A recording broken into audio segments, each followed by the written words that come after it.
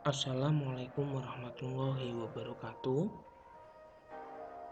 Pada video pembelajaran kali ini, kita akan membahas mengenai laporan keuangan arus kas.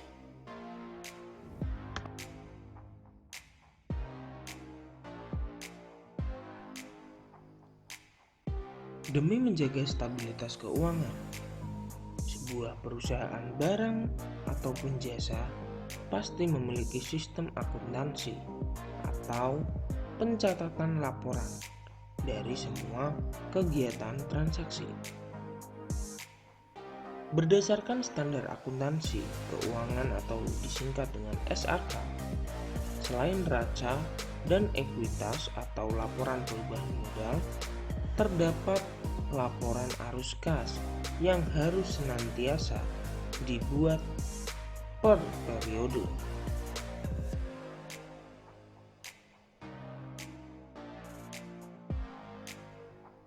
Arus kas.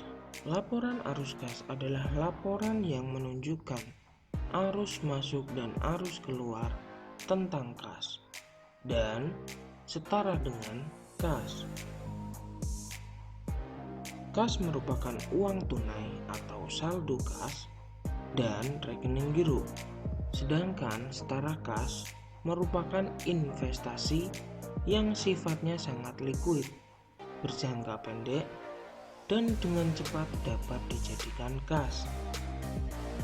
Laporan arus kas harus melaporkan arus kas selama periode tertentu dan diklasifikasi menurut aktivitas operasi, aktivitas investasi, dan aktivitas pendanaan dengan cara yang paling sesuai dengan bisnis perusahaan tersebut.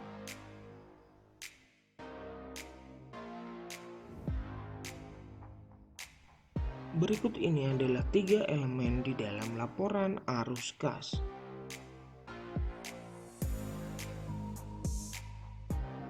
Yang pertama, aktivitas operasi.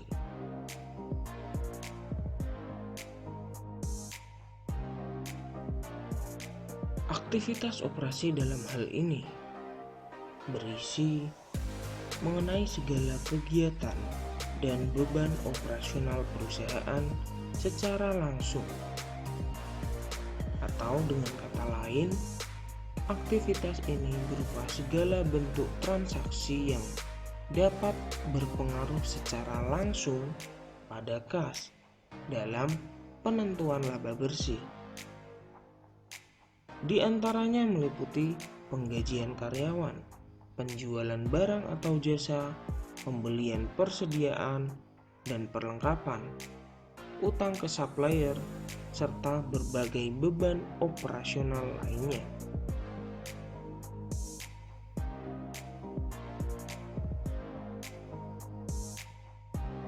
Elemen yang kedua adalah aktivitas investasi.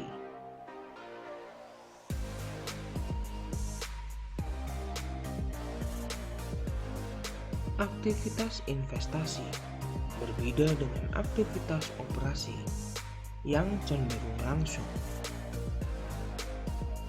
Aktivitas yang satu ini justru lebih pada transaksi aset, entah itu transaksi pembelian atau penjualan aktiva tetap, atau investasi jangka panjang, ataupun investasi aset dalam rentang waktu lebih dari 1 tahun. Yang jelas, laporan keuangan ini akan berisi arus kas dari perolehan penjualan atau pembelian tersebut.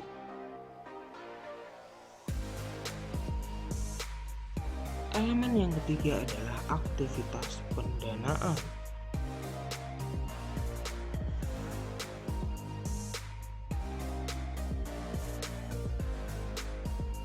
Aktivitas pendanaan berbeda dengan 2 aktivitas sebelumnya.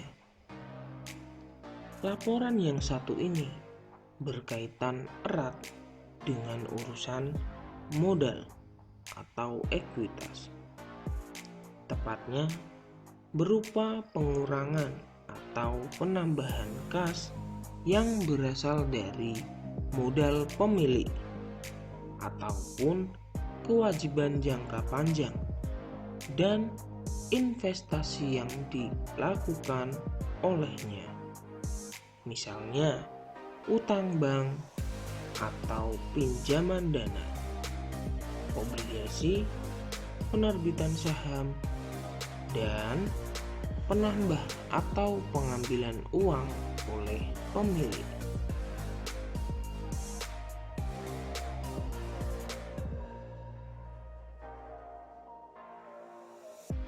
Berikutnya adalah cara menyusun laporan arus kas.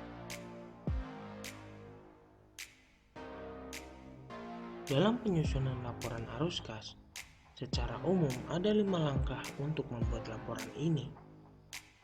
Yang pertama, menghitung kenaikan atau penurunan kas.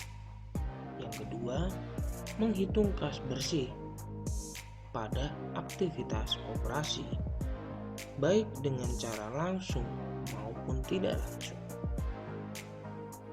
Yang ketiga, menghitung kas bersih pada aktivitas investasi.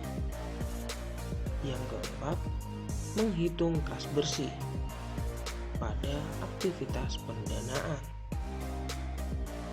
Dan langkah yang terakhir, yang kelima, adalah menghitung jumlah kas bersih dari ketiga aktivitas tersebut beserta saldo awal kas.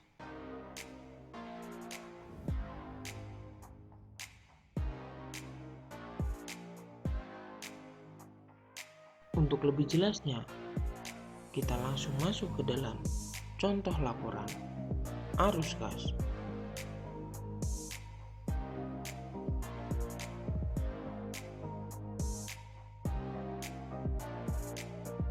Berikut ini adalah bentuk dari laporan arus kas. Kalian bisa mengamati elemen-elemen apa saja yang ada di dalamnya.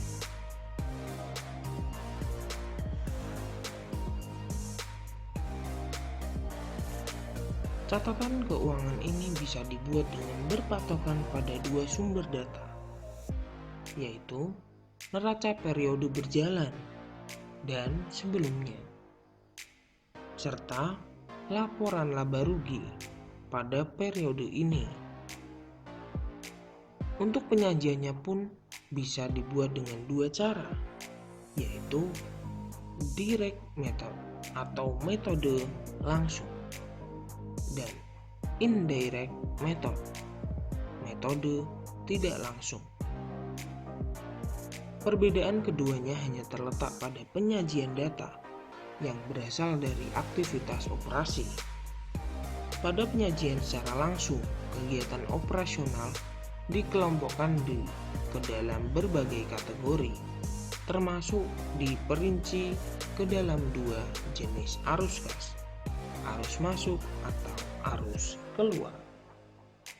Sedangkan pada penyajian tidak langsung, arus kas pada aktivitas operasi ditentukan dengan mengoreksi laba bersih yang telah ada di laporan laba rugi.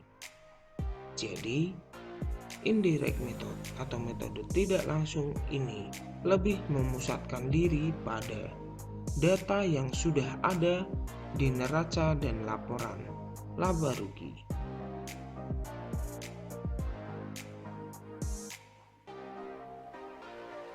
Perhatikan contoh laporan arus kas pada video ini. Dalam laporan arus kasnya, di sini dapat kita lihat pada arus kas dari aktivitas operasi. Di situ kalian bisa melihat akun yang ada adalah penerimaan kas dari pelanggan, di mana ketika ada penerimaan kas dari pelanggan, otomatis aktivitas operasi ini dikerjakan secara langsung. Akan berbeda ketika dikerjakan secara tidak langsung, di mana aktivitas operasi yang ada akan diganti dengan laba dari laporan laba rugi.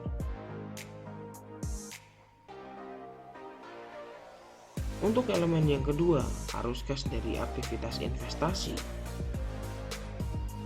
Di situ kalian bisa menyaksikan pembelian peralatan kantor, di mana di situ adalah pembelian secara langsung. Dalam elemen yang kedua ini adalah investasi-investasi berupa peralatan dan aktiva tetap yang lain. Sedangkan di elemen yang ketiga, arus kas dari aktivitas pendanaan. Di sini yang wajib masuk adalah investasi awal atau modal awal dari pemilik perusahaan, serta brief pemilik yang diambil pada tahun tersebut.